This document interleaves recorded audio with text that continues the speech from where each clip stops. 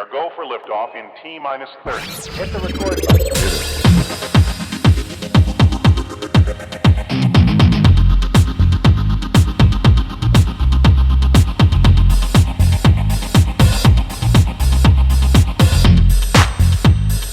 Gosh, that's swell.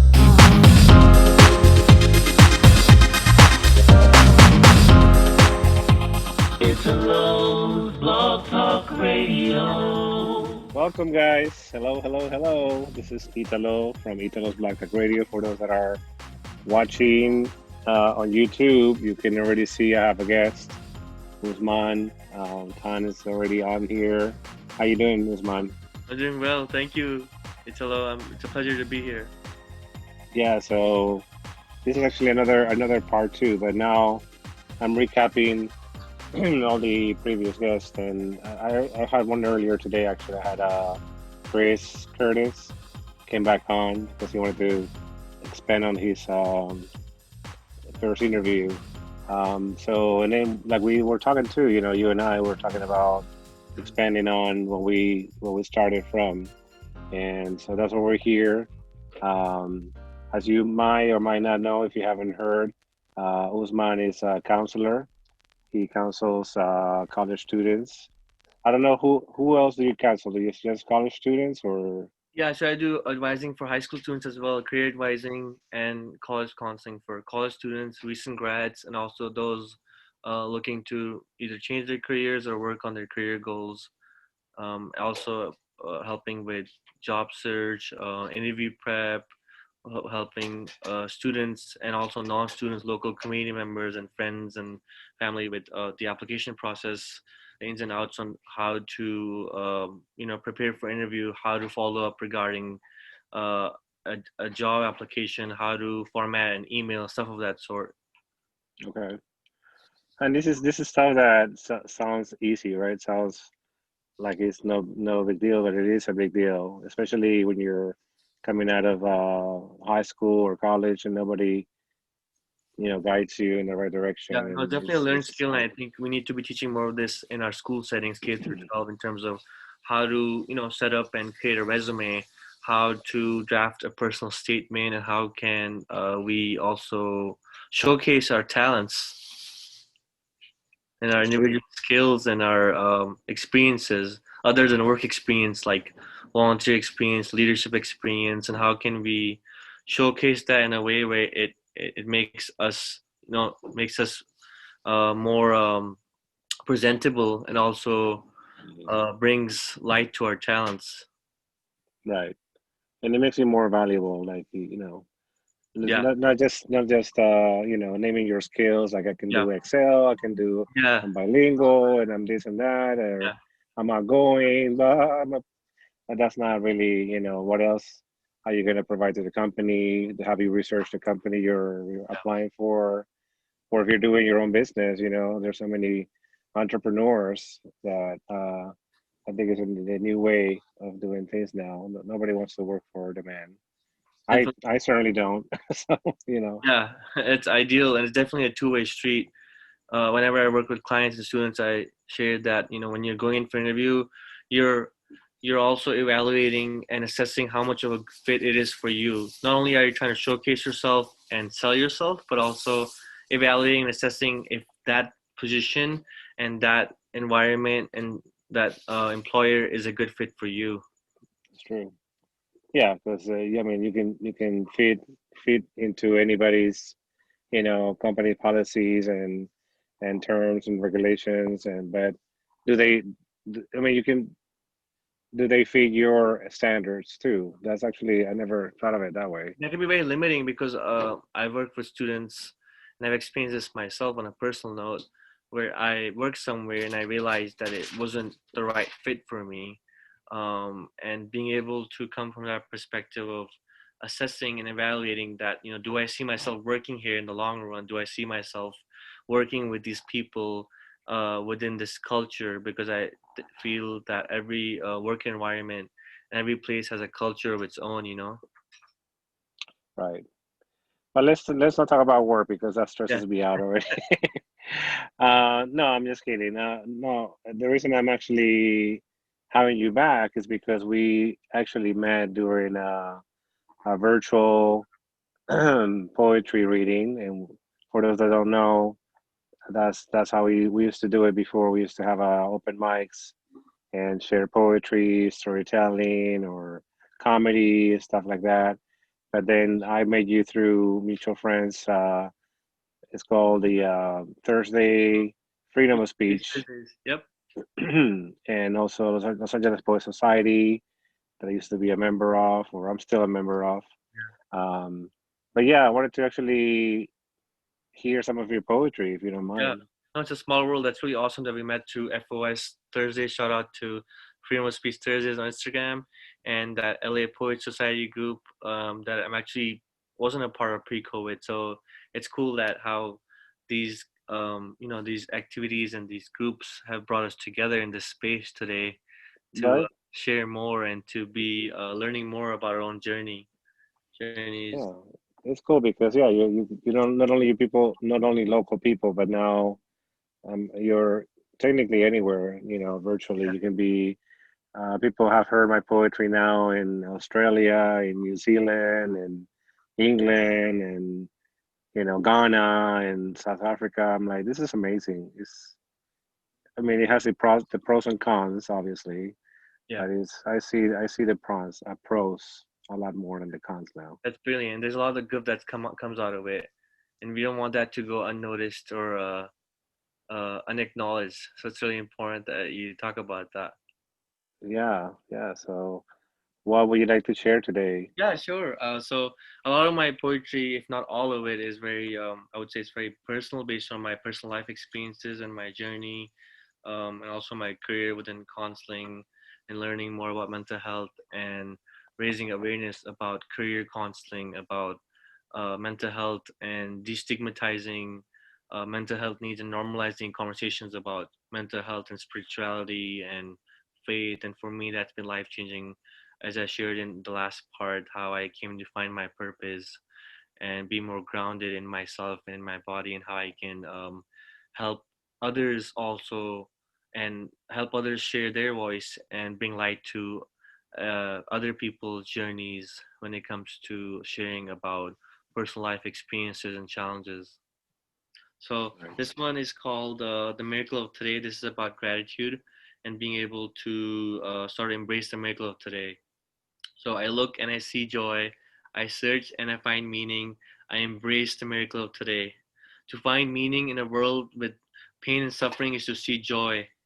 And to accept life in a world with regret and sorrow is to embrace the miracle of today. Happy as I am, sad as I may be, I sense my world falling apart while the light withstands darkness. My days feel on hold, but my nights are mighty bold. Stay at home is the order amid a world with disorder. Happy as I am, sad as I may be, your present is still a gift, and my gift is your presence. I look and I see joy. I search and I find meaning. I embrace the miracle of today.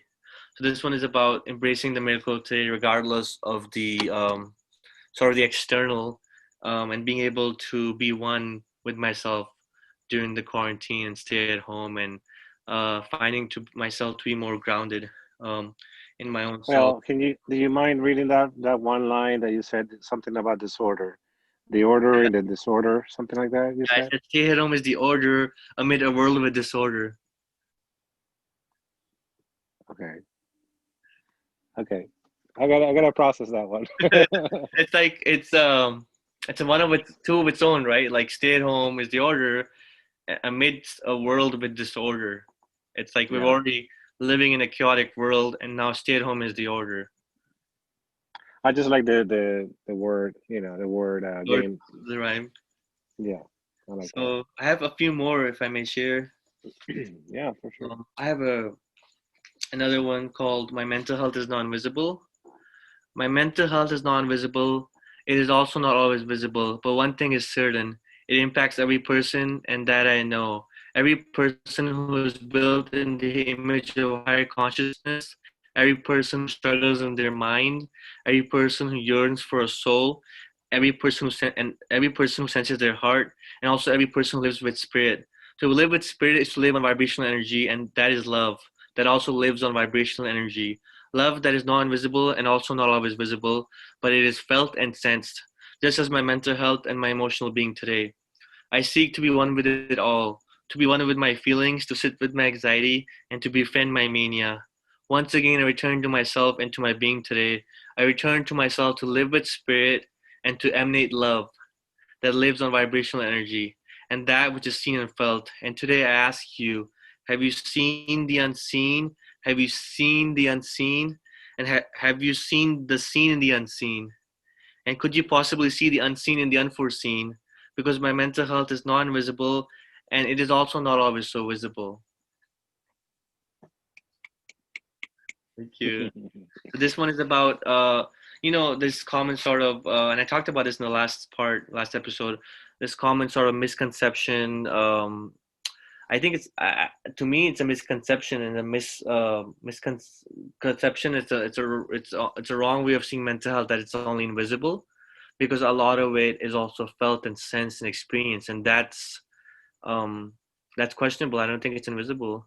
So this poem I titled is called "My Mental Health Is Not Invisible," which is that it's not invisible and is also not always so visible, right? So that's sort of the I theme mean, behind. yeah, you're right. It's not visible, but it shows in your it shows in my face. Like I can tell. Like Yeah, sometimes I don't know if you notice, but sometimes if you see a picture from you from 5 years ago, 10 years ago, yeah, or when you were a child, and you're going through all these traumas, and then yeah, you see that picture, and nobody else sees it but you. You're like, I know what was going on at that moment because that look, that's not, you know what I mean? It's not a happy child, no, or yeah, that was not a happy moment.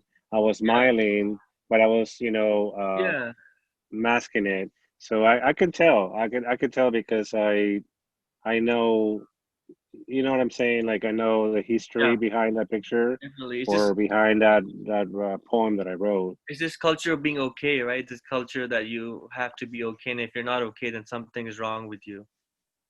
So Yeah, it's that culture of like as some say toxic positivity, or this idea that we romanticize happiness and we stigmatize sadness or things that are quote unquote negative or not so positive, right?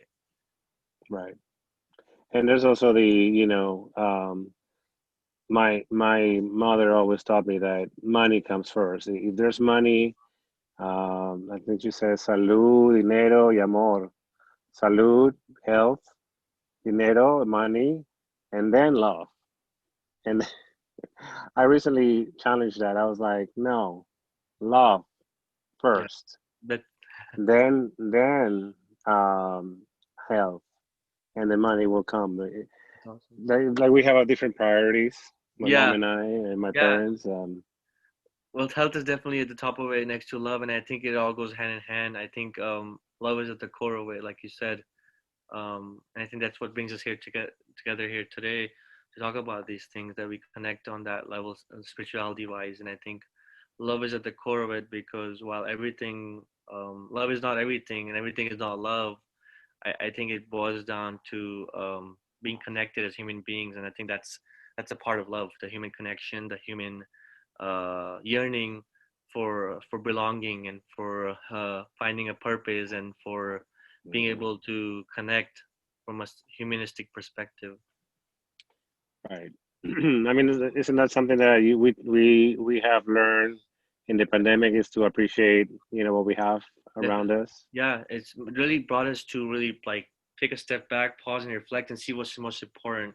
And I can definitely relate to that for myself. I've really been able to hone in on my personal values and see what's most important to me, and also see which relationship and which friendships are most important to me, whether it be with family, friends, or loved ones, and how do I want to move forward in terms of Yeah. practicing my values and still being myself without compromising a part of me for other people, and that's been a whole journey of its own. Right.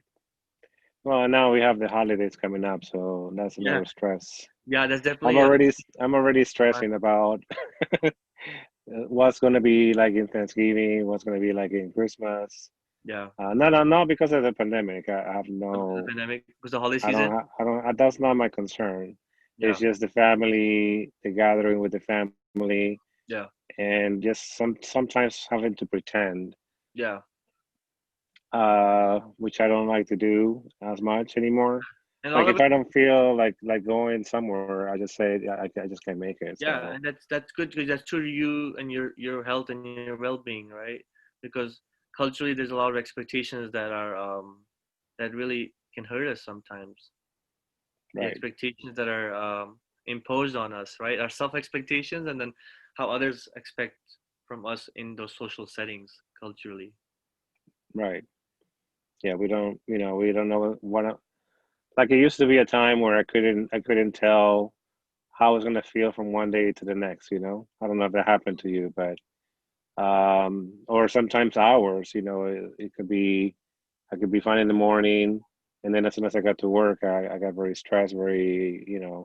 I can tell my headache, my migraine was coming up, my panic attack or my anxiety, and Yeah, there was like a roller coaster going on every day at one point in my life, and now it's more stable. It's yeah. more stabilized, and I think it's due to the quarantine. You think so? And Um, I'm sure you worked hard on yourself to overcome and work through those things too, because it doesn't happen overnight, like you yeah, said. And no, every day is kind of like its own day, its own journey. yeah, I get aha moments every day. Yeah, Even till this day, I still get those moments where like, yeah, okay, I have to go through that again, or or come across a quote, or come across a video sometimes on TikTok or YouTube or whatever. yeah. You're like, maybe I should listen to this for some reason, and I always learn something new. That's great, and you're It's very reflective. I see that about you, and you're very insightful with your content, your posts, and everything you share. And I think that goes a long way because these little things or these small things, in daily life, really help us stay more positive and more grounded and more spiritual too, from what I'd say.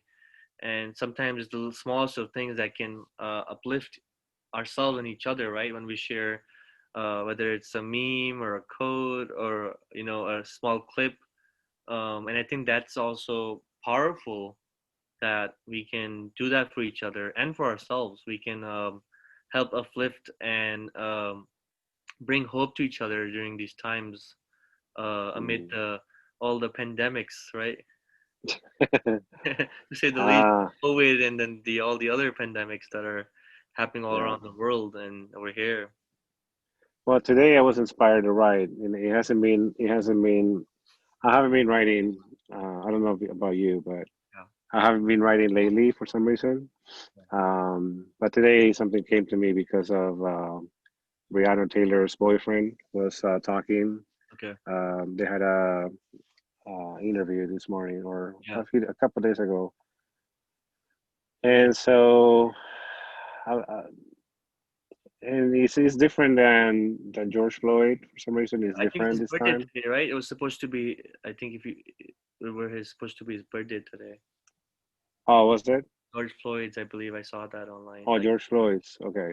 yeah, But and then we talked about this. We talked about, and I think it was off the air yeah, when you say, "How do you protest?"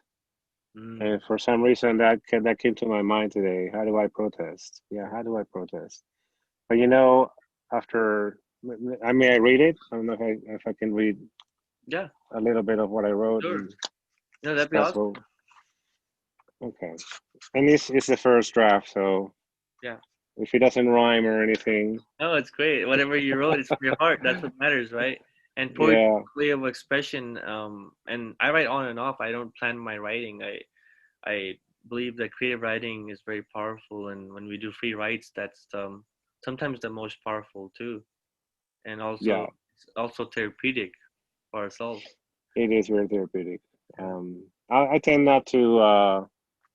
Yeah, I'm trying lately as anyways. I'll just read it and Oh, then we good. can talk about Yeah. it. So, how do I protest if I'm not on the streets, getting tear gas, losing my voice, getting tripped for marching? with my fellow Americans and the people who, like me, see no end to this madness that is America. How do I protest if I don't have a candidate that I could put my hand on the fire for? If I don't really have an option, just bad, worse, or none at all? If having my opinion means I need to be shamed for exercising my right as a citizen, if anything, if anything I say or do isn't enough, I feel like it's helpless. How do I protest if writing poems or thoughts on paper stay on the paper? Nobody really cares. Nobody really listens because it's been years, decades, centuries of us protesting, and nothing has ever changed. How do I protest when I'm scared to go outside, when I feel threatened every time a cop drives by, when the people I love fear for their lives every day? I open my mouth to speak, but my words fall on the concrete. How does anybody care how I feel if they don't care about our lives? Tell me who really cares. Um, Let me abbreviate it. How do you think I should protest since you have an answer for everything? Since we're to blame for your transgressions, since our lives don't matter, since your rights overpower mine, since you run and hide after your heinous crime, since you throw your stone, then blame it on the rock, like blaming a gun for firing when you pull the trigger. You kill your brother like Cain killed Abel. When will you be able to own it, to apologize, to shame, to blame yourself for blaming others? So, how do I protest when words have no meaning, when not backed with actions? Sometimes I feel that words get in the way. I want to protest in silence because it's in the silence that you hear the message loud and clear. I protest. Thank you for sharing that. That's very profound. It's a lot of And it's not angry. I thought it sounded angry, but it's not. yeah. I think it sounds more very personal. It's yeah. It's not personal towards you because it No, was but a very lie that I personal was to like, you. It sounds like it's coming from your own perspective yeah, and because talking about being in silence and still that being a form of protest. I mean that's really profound. That speaks volumes. right. So speaking of poetry, when do you start writing poetry? When do you become interested in sharing the I'm glad you poetry? asked. So I started actually a few years ago. I've been writing on and off, but I most recently, ever since the quarantine stay at home, I've been writing more and I've gone back to it. So doing a lot of spoken word and open mics, as you saw me perform on one on FOS Thursdays. And I don't really plan when I'm gonna write. I do it when in the spur of the moment, when I'm feeling inspired, if I'm feeling motivated, or if I'm feeling sad, if I'm feeling down or um, feeling anxious. Sometimes I write, and it's really helpful. And I want to do that more when I'm feeling down or upset. I want to be able to not only write poetry but also journal uh, more regularly in terms of writing my thoughts out and seeing how does that add up when I'm not feeling that way, because I feel like that's really powerful. And I've done that in the past, like thought journaling.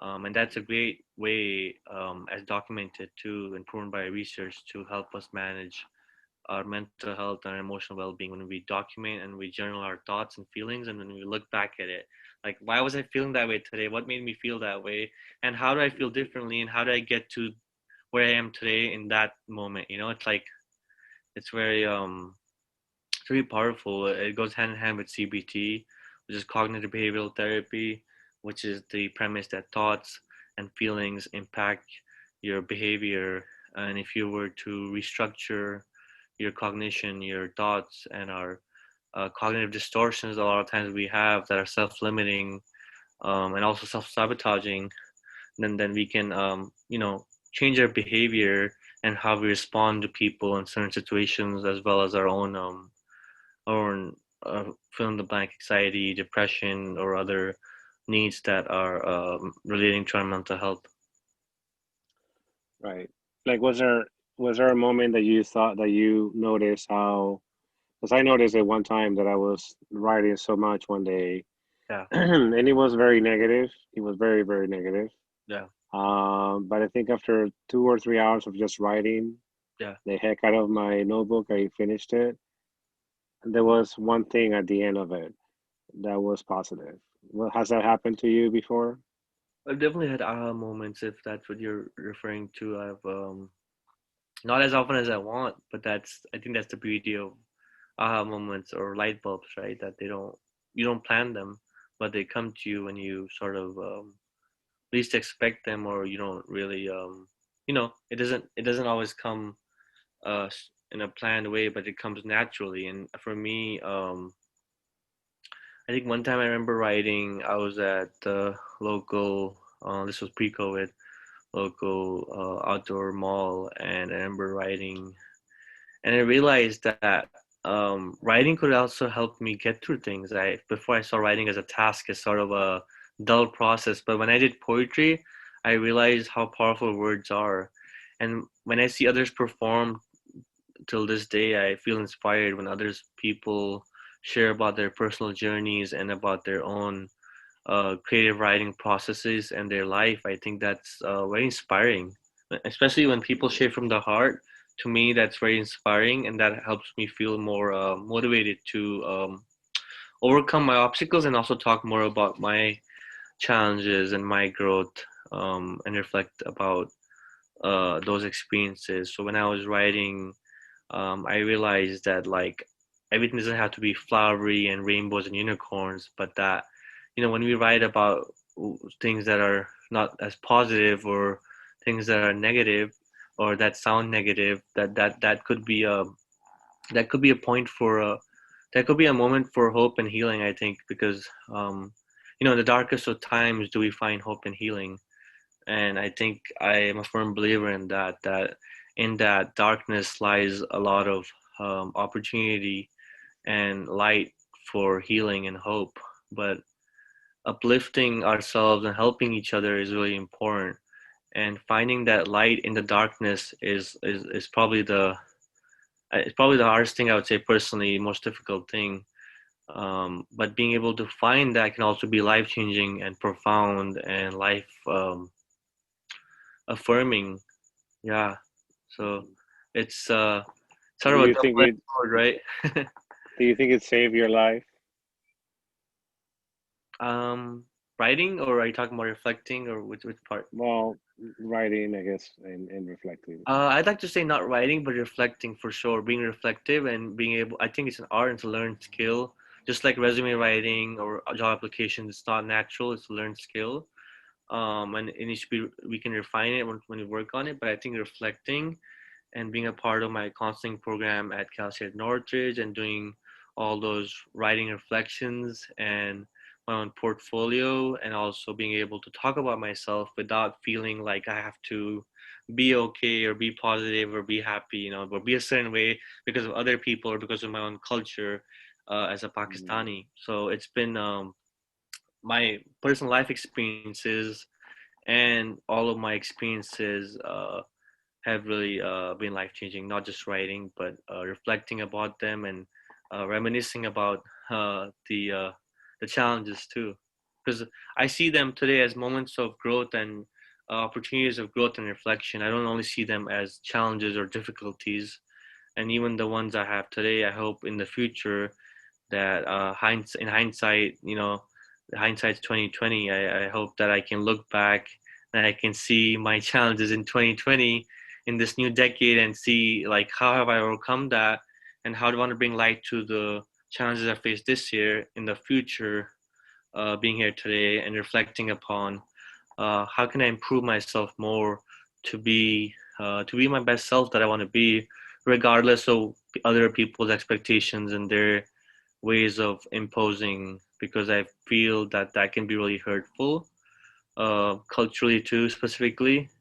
And it's really made me a critical thinker to examine and to see things critically and to really not only question things, but sometimes uh, read things and take it with a grain of salt, with because there's more than meets the eye when it comes to a lot of things when we talk about our personal life experiences, and at the same time I try to think critically and examine, was there a lesson I could have learned from that experience? Was there something I could have gotten from my past when it comes to, me running away from home when I was younger during a manic episode, or me drowning at the ocean in Venice Beach back in 2015, or getting into a car accident in 2012, and realizing like these are not only like these are a part of my journey, and like I want to embrace them and accept them as a uh, part of my past collectively, and also it brings me to where I am today. It makes me who I am and how I want to share more of that, because I think there's a lot of beauty that lies in struggling, and I don't think that happiness is linear. I think it's a state of being, and money, like you said, salute, health, money, these aspects, and love is really important. But I think money is a later thing. Money comes and goes, but I don't think people come and go. And I think that I don't think love comes and goes. I think it's there from our higher being, from our higher consciousness. But acknowledging that is really important, because um, it's important to be all we have at the end of the day. I feel like is ourselves and hope. Like regardless of the external, especially during this COVID times, that's really taught us that all we really have is being able to trust ourselves the most and be there for ourselves first and foremost, and being hopeful on how we want to be more present with ourselves. I think acknowledging the present for what it is so important. Um, Yeah, I struggle with I struggle with being okay being alone for a long time. And now I actually kind of crave it. Like sometimes I'm like, okay, yeah, let me just go to the store, or let me just drive around. definitely. Even if I don't need to get it, I'm just gonna go get it. Just so I can just, you know what I mean? Like, Yeah, and it's not about isolating myself from no, exactly. anybody.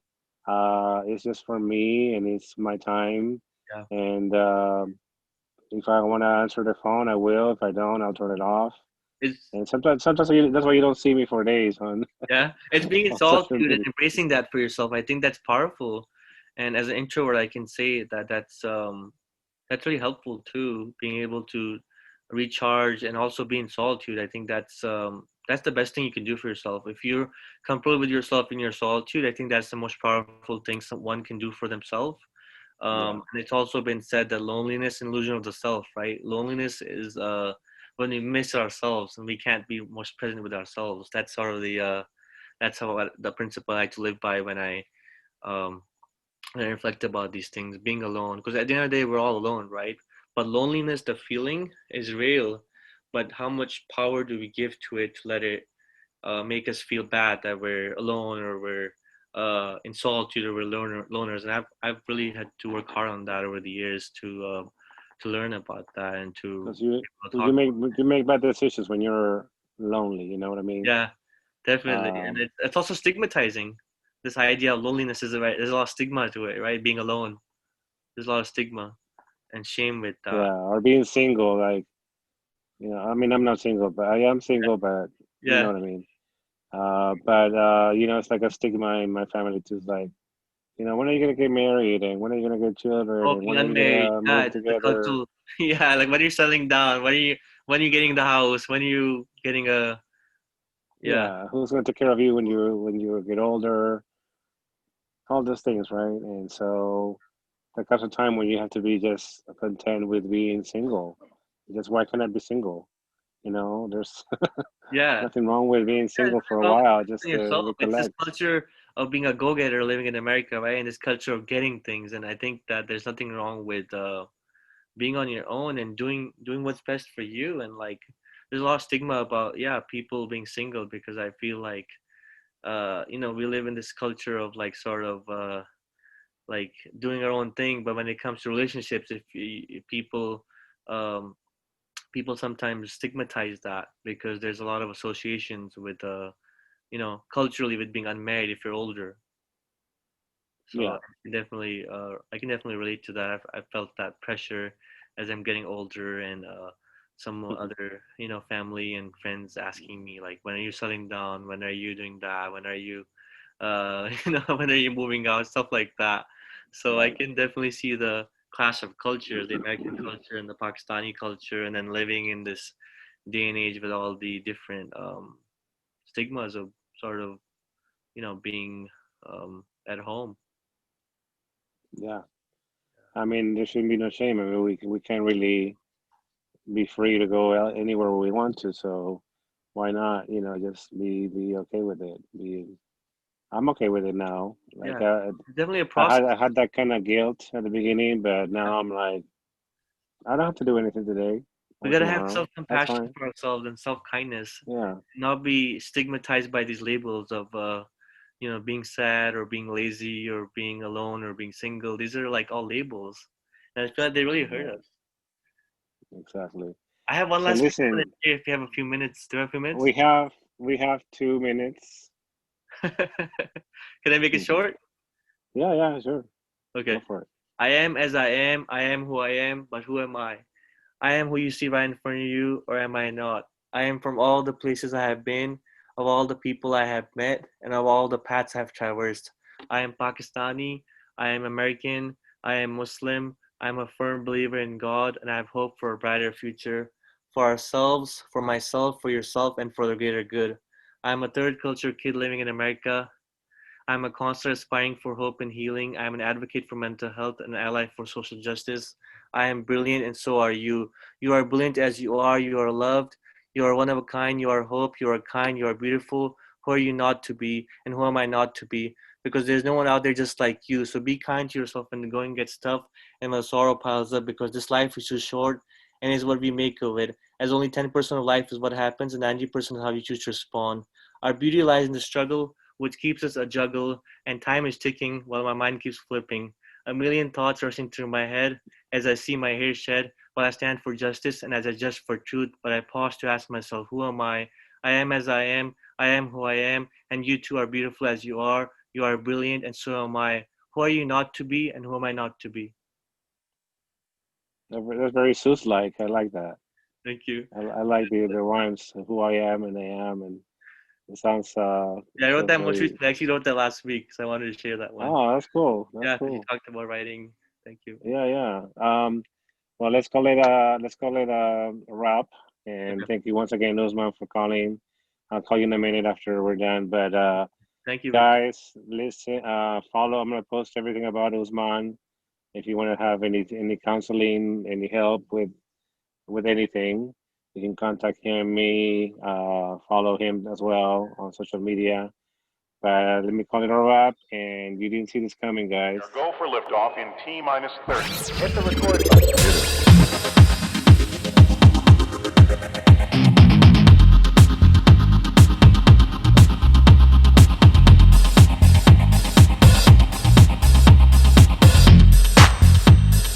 Gosh, that's swell.